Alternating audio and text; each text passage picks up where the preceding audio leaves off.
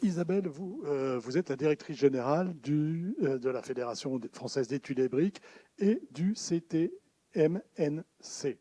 À la fin de la journée, j'y arriverai. Hein. Et vous nous parlez de décarbonation.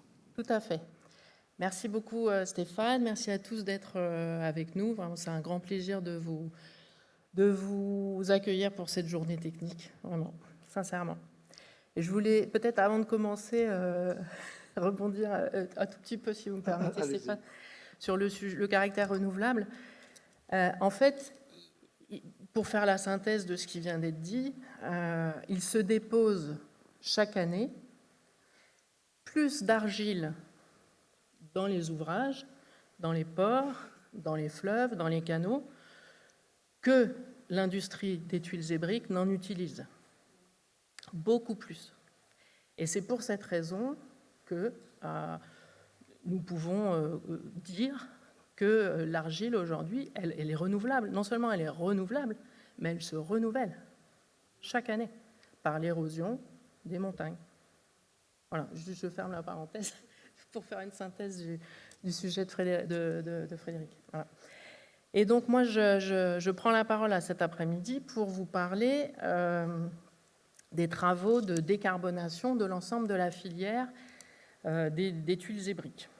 Et notamment la rédaction d'une feuille de route de décarbonation volontaire qui a été rédigée il y a maintenant quelques années d'un point de vue totalement collectif et qui a été rédigée en accord et avec la participation de la DGE au ministère de l'économie et puis donc dans le cadre de l'élaboration des feuilles de route sectorielles.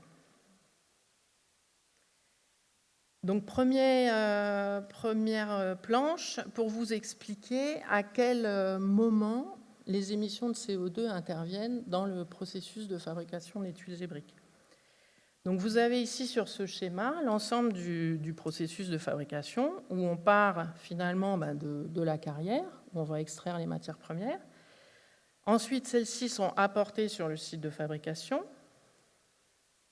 Elles sont broyées, triées, malaxées, broyées, utilisées.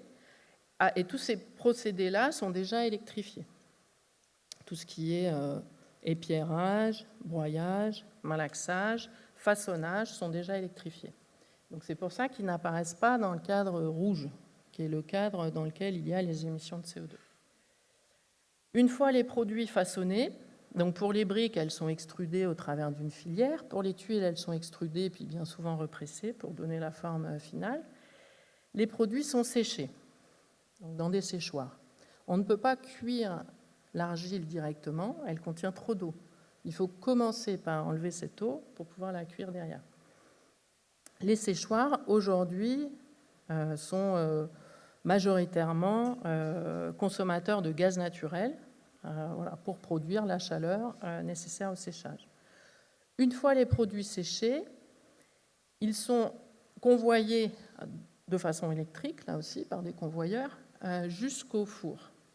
Et le four, ce sont des fours, la plupart du temps, des fours tunnels, qui fonctionnent entre 950 et 1100 degrés, on va dire, et qui sont des températures, je repense au mi-cuit de ce matin, qui sont des températures qui sont nécessaires au processus de céramisation. Voilà. Chaque argile a sa température de cuisson. On parle d'une transformation chimique, en fait, d'espèces minérales en d'autres. Voilà. Et donc ça nécessite un apport de chaleur qui correspond à cette transition chimique. On pourra soit faire du cru, soit faire du cuit. On aura du mal à faire du mi-cuit. Sauf à mettre du cru dans les trous du cuit. Enfin, voilà. Bon. Samuel va être très déçu. Hein. Mais je rebondis sur ce qui a été dit tout à l'heure. Revenons à notre processus de fabrication. Donc, on cuit les produits donc, dans des fours tunnels à assez haute température. Et bien entendu, cette cuisson, cette combustion du gaz émet du CO2. C'est la combustion du gaz naturel émet du CO2. Mais la source de CO2 ne provient pas que de la combustion. Nous avons également dans nos matières premières argileuses des carbonates, des calcaires, qui, lors de la cuisson, vont émettre du CO2 également, par la décarbonatation de cette matière première carbonatée. Donc, mais nous avons, pour donner un ratio, dans le four, il y a 75% des émissions de CO2 qui sont liées à l'émission de CO2 de la combustion du gaz. Il y a à peu près 25% qui sont liés à la décarbonatation des matières premières calcaires. Ça, c'est une moyenne sur la France. C'est bien sûr différent dans chaque usine. Vous avez des usines qui sont proches de carrières où il y a plus de calcaire et d'autres où il y en a moins. Donc, c'est un peu une moyenne sur la France. Donc, en fait, notre travail sur la décarbonation, il est vraiment dans la zone rouge, en fait, c'est-à-dire sur le séchage et la cuisson, pour améliorer, baisser les émissions de CO2. À noter quand même qu'on parle de 0,2% des émissions de CO2 industrielles de la France, voilà. La production des tuiles et briques. Je replace ça dans le contexte des émissions globales de CO2. Voilà. Donc on est sur des produits qui ont des très grandes durées de vie avec des émissions de CO2 finalement relativement faibles. Ceci étant, la filière prend part totalement aux travaux de décarbonation industrielle. Ce n'est pas parce qu'on émet peu qu'il faut continuer de les mettre. Et donc cette feuille de route, elle a été rédigée en commun avec l'ensemble des industriels pour finalement faire un état des lieux de là où on était et de regarder finalement quelles étaient les pistes d'amélioration. Et on balayera l'ensemble de ces pistes, mais on s'est donné des objectifs extrêmement ambitieux, puisque nous émettions en 2015, c'est la période de référence pour la stratégie nationale bas carbone, c'est l'année 2015, donc nous émettions 633 000 tonnes de CO2 pour l'ensemble de la profession. Nous avons pour objectif de réduire à horizon 2030 de moins 36% les émissions de CO2, donc pour arriver à un peu plus de 400 000 tonnes par an.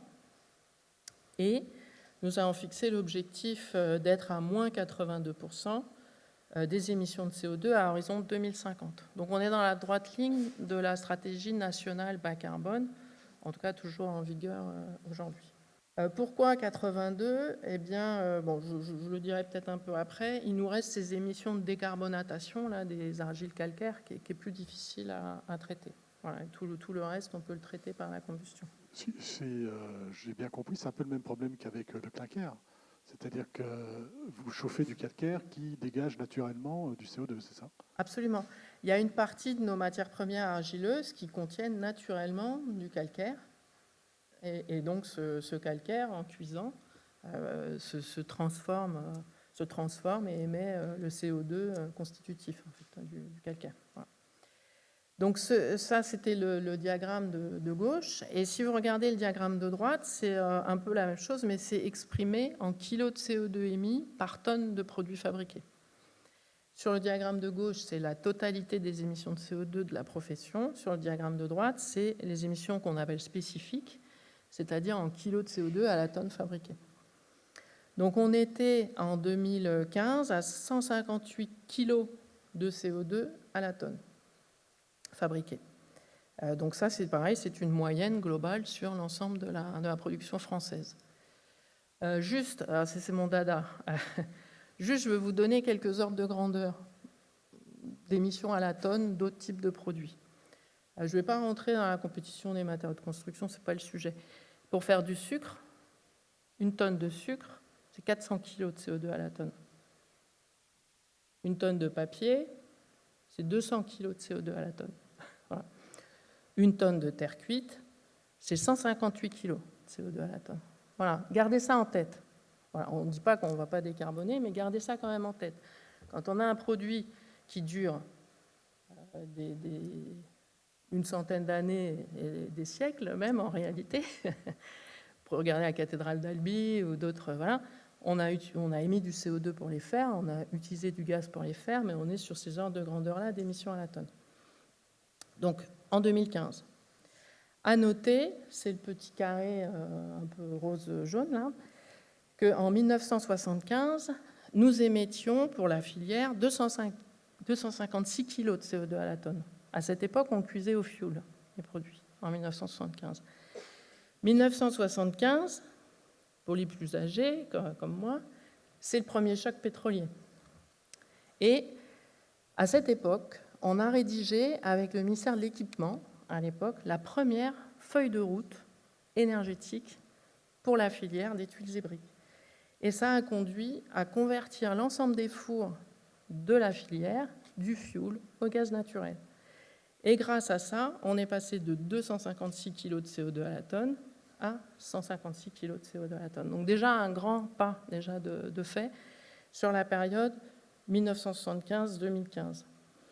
Nous continuons de travailler sur ce sujet, et donc l'ambition est d'être autour de 100 kg de CO2 à la tonne à horizon 2030. 2030, c'est demain. Et un petit résidu de 28 kg de CO2 à la tonne en 2050. Voilà, c'est ça l'objectif. Comment on fait? Eh bien, on a trois leviers. Là, vous avez la photo de l'intérieur d'un four. C'est assez esthétique. On a 3 leviers. Premier levier, faire mieux. Alors, on peut activer les 3, hein, ce n'est pas exclusif. Faire mieux ce qu'on fait déjà aujourd'hui. Améliorer les taux de rebut, être plus sobre, mieux piloter son four, faire en sorte que il y a un bon ratio entre les cadences, la température, etc. Donc optimiser, vraiment être plus sobre et être plus efficace au niveau des fours et des séchoirs. Voilà, faire mieux ce qu'on fait aujourd'hui. On peut aussi travailler le fait d'avoir des argiles moins calcaires, voilà, des choses comme ça, par rapport au processus que je viens de vous expliquer. Là, on pense qu'on a à peu près une marge de progrès d'une 20% par rapport à ce qu'on émet aujourd'hui, en termes d'émissions de CO2. Deuxième levier, qui est plus intéressant en termes de gains, c'est le changement de l'énergie et de passer du gaz naturel à une autre énergie moins carbonée, ou pas carbonée. Donc on peut par exemple avoir du biogaz, on peut par exemple avoir de la biomasse, on peut avoir tout type de combustibles qui sont, par exemple, on pourrait utiliser de l'hydrogène vert, si on en avait. On peut, je dirais, trouver des combustibles qui vont permettre de réduire ces 75% d'émissions liées à la combustion, en fait. Donc là, on a un levier qui est intéressant et qu'on estime à peu près à une 40% de gains accessibles, en fait, sur ce sujet. Et puis après, il nous reste ces émissions de CO2 que nous émettons du fait de la matière première. Et donc celle-là, on ne peut pas l'adresser avec un combustible autre, puisque ça n'a pas de rapport. Il faut donc travailler sur des sujets de captation, en fait, soit de réduire complètement les argiles calcaires, faire en sorte qu'il n'y en ait pas, mais aller transporter une argile qui ne serait pas calcaire sur 300 km, au lieu de prendre celle qui est calcaire à côté, ça n'a pas de sens non plus. Voilà. Donc, voilà. Donc, après, donc, on pense qu'il peut y avoir un sujet lié à la capture finalement du CO2 qui est émis au niveau des cheminées, et soit du stockage, soit de l'utilisation. Là, c'est plus compliqué pour nous, à la différence du ciment, par exemple, parce qu'on a des taux de CO2 dans nos fumées qui sont très faibles. Elles sont très, très diluées, en fait, nos fumées. Alors, on émet peu et c'est très dilué. Donc, du coup, c'est assez compliqué à aller chercher. À aller chercher surtout. Voilà. Mais voilà donc les trois pistes. Et pour les illustrer, voilà la carte de France avec les sites industriels qui sont figurés sur cette carte, et avec des projets qui sont soit en cours de programmation, soit déjà faits chez nos adhérents et fabricants de la filière, et qui ont suivi, je dirais, un ou l'autre levier, le numéro 1 ou le numéro 2. Donc on a des exemples d'utilisation de biomasse en substitution du gaz naturel, quelquefois aussi utilisé dans l'argile elle-même, et qui va rentrer en combustion pendant la cuisson, l'utilisation de syngaz, l'utilisation de PAC, donc de pompes à chaleur haute température également, l'utilisation d'électricité également. On peut basculer des séchoirs sur l'électrique, par exemple. Ça peut se faire aussi en four, mais il n'y a pas d'exemple en France. L'utilisation de biogaz en substitution du gaz naturel. Donc ça existe déjà, c'est déjà opérationnel dans un certain nombre de sites. Et puis la chaleur solaire thermique pour le séchage, par exemple.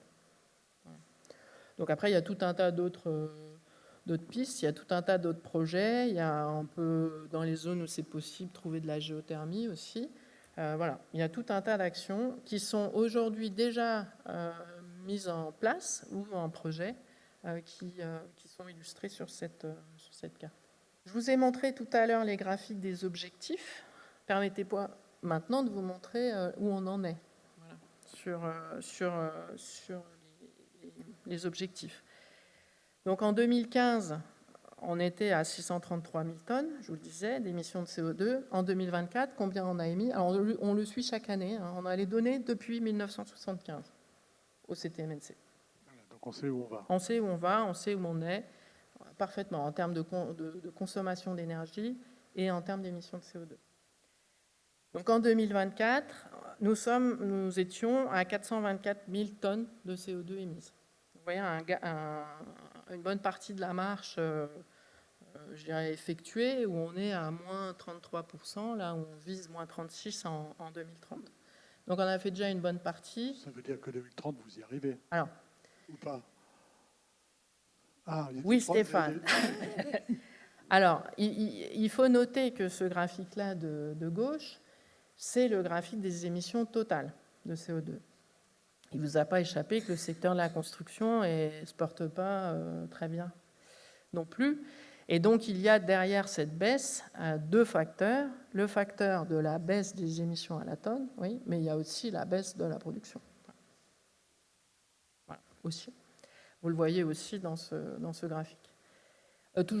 Toujours est-il que de toute façon, voilà, on est quand même à l'objectif de baisse. On est quasiment à ce qu'on souhaitait en 2030 avec nos 424 000 tonnes par an. Oui, parce que si je vois votre graphique à la tonne, il reste 2 tonnes. Alors voilà. Alors pareil, est-ce qu'on y arrive? Est-ce que c'est compliqué ces 2 tonnes? Alors, je vais vous expliquer également pourquoi on a baissé que de 2 tonnes. Vous retrouvez les 256 de 1975, les 158 de 2015. Entre 2015 et 2024, on est passé par un 150 kg à la tonne. Et puis ça a remonté un petit peu. Alors pourquoi? Eh bien parce que sur des usines en process en continu, quand on produit moins, pour des questions économiques, de marché, on peut être amené quelquefois à réduire un peu les cadences, mais la température du four reste la même. Donc quand on produit moins, en émissions à la tonne, on est forcément moins bon. Et puis il y a un autre effet aussi, c'est l'effet du mix produit. C'est-à-dire, en fonction qu'on produit des briques ou des tuiles ou des plaquettes, des briques de structure ou des briques apparentes, les émissions à la tonne ne sont pas les mêmes. Parce que les leviers qu'on peut activer ne sont pas les mêmes. Cuire avec de la biomasse, des briques, c'est plus simple que de faire ça pour les tuiles, par exemple. Voilà. Donc en fait, les progrès ne sont pas les mêmes en fonction des types de produits qu'on a. Et il se trouve que on produit en 2024 beaucoup plus de tuiles que de briques, à la différence de ce qu'on pouvait faire en 2015, par exemple. Voilà. Bon, voilà. Donc ça change un petit peu les équilibres. Et là, le chiffre que vous voyez, c'est un chiffre moyen. Mais vous noterez quand même que dans un contexte complexe, ça baisse. Voilà. Ça continue de baisser. En gros, plus on mettra de briques, plus ça baissera. Absolument. C'est l'effet. C'est un effet de masse. Voilà. C'est un effet de masse. Voilà. Si je reviens un petit peu en arrière, une bonne partie des projets, des projets qui sont là, n'ont pas encore produit tous leurs effets. Il y a beaucoup de choses qui sont nouvelles. Et donc, du coup, voilà, les projets, il faut qu'ils soient installés, il faut qu'on produise avec, et pour produire les effets et pour les observer.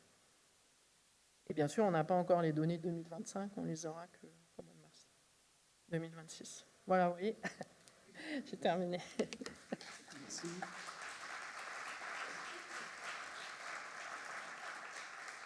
S'il y a une question, on va quand même prendre le temps d'une ou deux questions. Qui a une question? Tout au fond, j'arrive. Bonjour, Cécile Michel, AREP.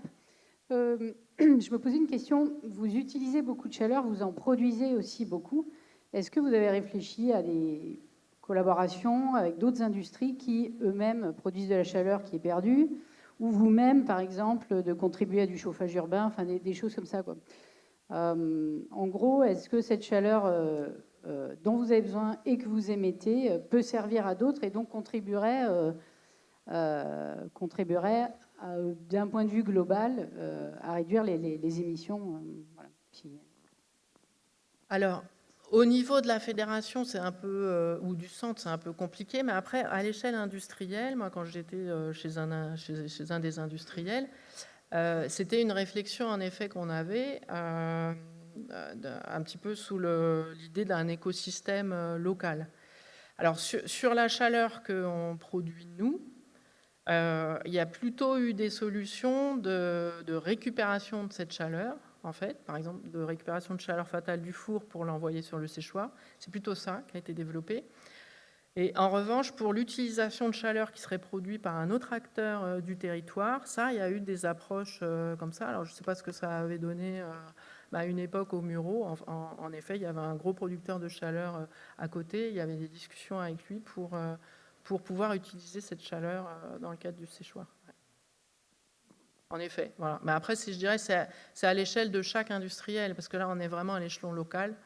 Et donc, il faut discuter avec les acteurs du périmètre pour trouver des synergies les uns avec les autres. Alors, ça me fait penser à un autre sujet qui est un tout petit peu différent, mais qui est lié à un écosystème local.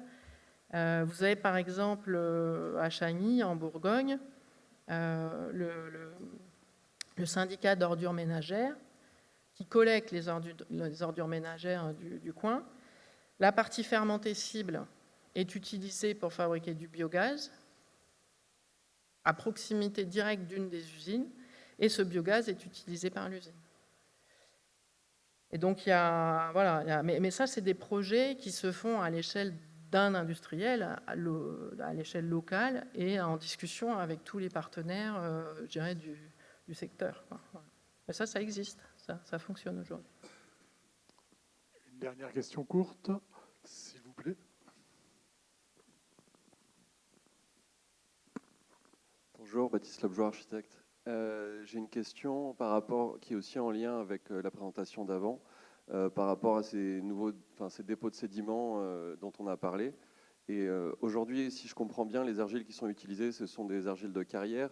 Est-ce que les argiles qui seraient récupérées aujourd'hui, il y a un processus de création de briques? Et si oui, ou en tout cas si c'est en étude, est-ce que ces argiles auraient des propriétés différentes, à savoir peut-être plus de calcaire et donc peut-être une carbonation un peu plus importante? Et enfin, est-ce que du coup le coût de cette production a été impacté, puisqu'on a vu ce matin qu'un des freins à l'utilisation de la brique, c'était le coût d'utilisation?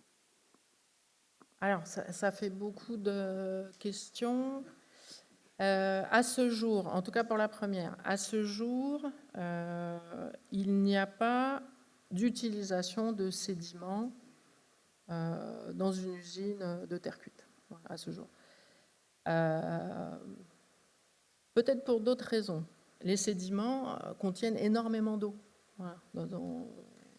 Il faut l'enlever quelque part. Voilà.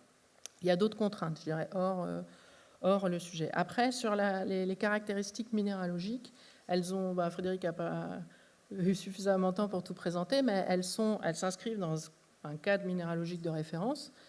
Donc, d'un point de vue, je dirais, de la constitution physico-chimique, elles sont tout à fait utilisables. C'est les mêmes caractéristiques physico-chimiques que les argiles qui sont utilisées aujourd'hui dans les usines. Voilà.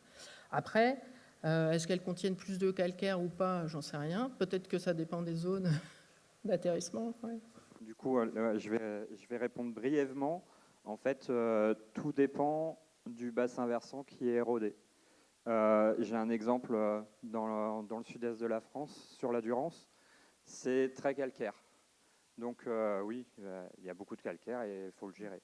Par contre, par exemple, sur le bassin versant de la Seine, il y a finalement peu de calcaire dans les argiles. Donc là, ça dépend vraiment. Il y a une cartographie qui va se faire. Et après, on va pouvoir aussi, dans le même. Enfin, j'en ai pas parlé tout à l'heure, mais ce cadre minéralogique de référence, il permet aussi de faire des mélanges et du coup de faire diminuer ce taux de calcaire pour les mélanges de production. Et c'est aussi une solution. Mais effectivement, il y a le problème de l'eau, de toute façon. Voilà. À ce jour, le plus gros problème, c'est l'eau, en fait. Merci, vous pouvez de Merci. nouveau applaudir, s'il vous plaît. Merci. Et on se retrouve tout à l'heure.